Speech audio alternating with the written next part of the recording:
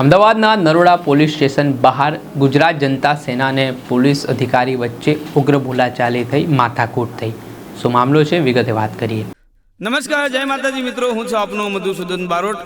મિત્રો, આપને જણાવવાનું કે આજે એક નવો સ્ટુડિયો ઓપનિંગ કર્યો છે, જેનું નામ છે ઓમ રેકોર્ડિંગ સ્ટુડિયો, જેના આપણા હોનર છે સમીરભાઈ શાહ। જે સ્થળ છે અમદાવાદ પાલડી। તો મિત્રો, ગુજરાતથી બહાર અને ઓલ ઇન્ડિયાથી તમે ક્યાંય પણથી જો સારા ગીતો હોય, કોઈ પણ પ્રકારનું ગીત હોય, તમારે જો ગાવું હોય તો ઓમ રેકોર્ડિંગ સ્ટુડિયોનો જરૂરી મુલાકાત લેજો। અહીંયા બહુ સારું મ્યુઝિક અને બહુ સારા પ્રકારના ગીતો મળી રહેશે, જેમાં નામી અનામી તમામ પ્રકારના કલાકારો અહીંયા રેકોર્ડિંગ માટે આવે છે અને આવશે। તો જલ્દીથી જેટલું બને એટલું આ ઓમ રેકોર્ડિંગ સ્ટુડિયોનો કોન્ટેક્ટ કરો, પાલડી। દર્શક મિત્રો, સ્કાયનેટ મીડિયામાં આપનું સ્વાગત છે।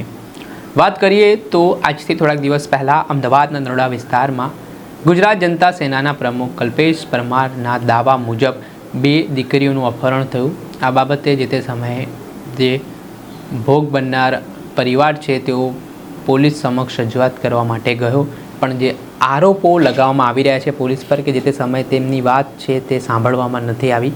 ત્યાર પછી ગુજરાત જનતા સેના મેદાને પડીને પછી પોલીસ હરકતમાં આવીને પોલીસે ગુનો નોંધ્યો। ત્યારે અપહરણકર્તાના ચુંગાલમાંથી પોલીસે એક સગીર દીકરીને બચાવી, જોકે એક દીકરીની શોધખોળ ચાલી રહી છે। ત્યારે ગુજરાત જનતા સેના દ્વારા ધરણાનો કાર્યક્રમ છે તે પોલીસ સ્ટેશન બહાર નરોડા ખાતે આપવામાં આવ્યો હતો, પરંતુ ત્યાં પહેલાંથી જ પોલીસના જવાનો છે, અધિકારીઓ છે, તેમના ધાડે ધાડા ઉતારી દેવામાં આવ્યા હતા।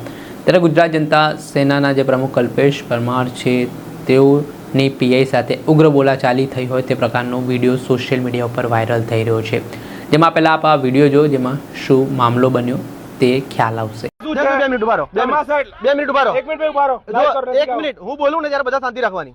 સાહેબ, તમાશા તમે બનાવ્યા છે, 17 દિવસ થઈ ગયા, ગઈકાલે તમે ફરિયાદ દાખલ કરી છે। 17 દિવસથી 2 નાબાલિગ દીકરીઓ ગુમ થઈ ગઈ, તમે ફરિયાદ કેમ નથી કરી? ફરિયાદ આપે ને સામે તો ફરિયાદ લેવાની। શું કહો છો? ફરિયાદ આપે ને ફરિયાદ લેવાની। ફરિયાદ એટલે આ પરિવારે તમારે ત્યાં આવ્યો જ નથી, તમે એવું કહેવા માંગો છો? પરિવાર ફરિયાદ આપવાના હતા, છોકરી અને શોધવા માંગતા હતા। તો ફરજ કોની આવે સાહેબ? ફરજ કોની આવે? 11 વર્ષ ફરિયાદ તો તમે ગઈકાલે લીધી, જનતા સેના જ્યારે આવી ત્યારે તમે ફરિયાદ લીધી છે। વગર કામના ઇશ્યુ નહીં, વગર કામના ઇશ્યુની વાત જ નથી। પૂરા કરવા પર્સનલ કેવી રીતે? How you can say that? 307 ની ખોટી ના લીધી ના, અરે ના સાહેબ, એક મિનિટ, પર્સનલ એક મિનિટ હું આપું છું। પર્સનલ એજન્ડા તો નરોડામાં ખુલ્લેઆમ વેશ્યાવૃત્તિ ચાલે છે, એના વિરુદ્ધમાં અવાજ ઉઠશે ખુલ્લેઆમ। અરે કાલે જ થશે। પર્સનલ એજન્ડા હોય ને મારા, તો હું આ ખુલ્લેઆમ તમે અહીંયાથી ગગન ગેસ્ટ હાઉસ ની આગળ જાઓ, મીડિયાને કહું છું કે ગગન ગેસ્ટ હાઉસ ની આગળ તમે જજો, ખુલ્લેઆમ વેશ્યાવૃત્તિની પ્રવૃત્તિ ચાલે છે। કાલુપુરની આગળ ખુલ્લેઆમ જગ્યાએ દારૂ વેચાય છે। શાકભાજીની જેમ નરોડા પોલીસ સ્ટેશન વિસ્તારમાં દારૂ વેચાય છે। એ પીઆઈને જ્યારે અમે માંગણી ઉઠાઈશું, એના વિરુદ્ધમાં અમે બોલશું, ત્યારે અમને કહેજો કે અમે જનતાના હક માટે તમે એમ કહેશો ને પર્સનલ એજન્ડા, તો પર્સનલ એજન્ડા છે જનતા સાહેબ જો 1 મિનિટ બહાર નીકળો છો, બહાર કેમ નીકળવાનું? ના ના નહીં, ના ના સાહેબ ઉભા રહો, સાહેબ ઉભા રહો। દીકરીઓની માંગણી કરીશું, તમે અમારા પર ફરિયાદ કરજો। એ દીકરીઓની હક અને અધિકાર માટે બેન લાવો, બેન કઈ આવો તો બેન આવો, ભાઈ લાવો મીડિયામાં, બેન તમે કીધું તમારો આ ઢાંકી સાહેબ આધા પડતો તો નહીં પરિવારને। અરે ગાંધીની કોઈ વાત નથી, તમે તમારું કામ કરો, તો ગાંધીની વાત થાય, તમે તમારું કામ કરો, તમે આટલો પાવર તમારા કામમાં કરો ને, તમે કામમાં પાવર કરો ને આટલો। અરે 17 દિવસથી તમે, અરે જરૂર નથી, અરે તમે અમારો પગારમાં તો જરૂર નથી, એટલે 17 દિવસ થઈ ગયા, વચ્ચે તમારે આગળ જોઈએ, શરમ આવી જોઈએ। તમે હપ્તા ખાવ છો, તમે વેચાવૃત્તિ ચાલુ કરાવો ને, દારૂ બંધ કરાવો ને, હપ્તા ખોરશો, તમારે પોતાને શરમ આવી જોઈએ તમને। નરોડા પીઆઈ શરમ કરો, નરોડા પીઆઈ શરમ કરો। એમ નહીં, ઉભા રહો 2 મિનિટ, મને ના ના ના ના 2 મિનિટ ઉભા રહો।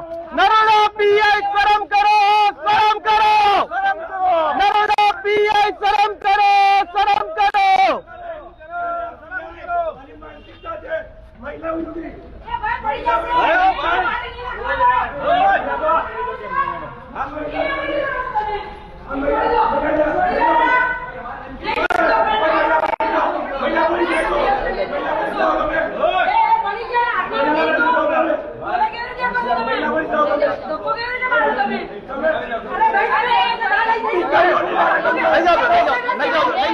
લઈ જાઓ,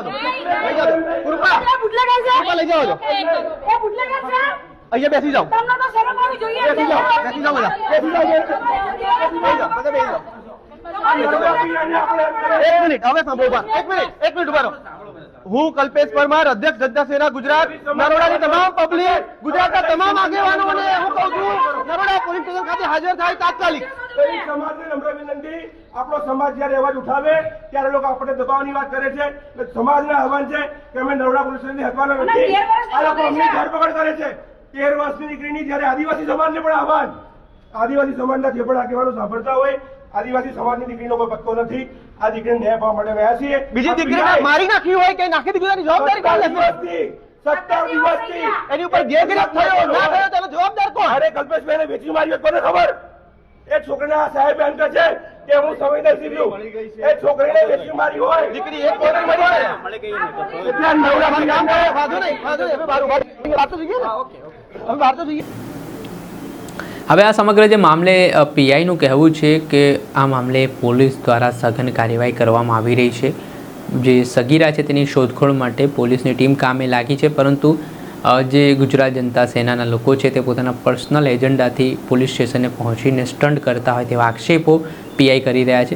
બીજી તરફ ગુજરાત જનતા સેનાનો આરોપ છે કે પોલીસ ઇન્સ્પેક્ટર બાબતમાં ધ્યાન નથી આપી રહ્યા, ગંભીરતા નથી લઈ રહ્યા, તેના કારણે તેમને ધરણા કરવા માટે પોલીસ સ્ટેશન આવવું પડ્યું. આને લઈને હવે મામલો ગરમાયો હતો. થોડાક સમય માટે જે બોલાચાલી થઈ તેને લઈને વાતાવરણ તંગ બન્યો હતો અને ગરમાગરમી જેવી સ્થિતિ નિર્માણ પામી હતી. દર્શક મિત્રો, આવા જ વિડીયો જોવા માટે સ્કાયનેટ મીડિયા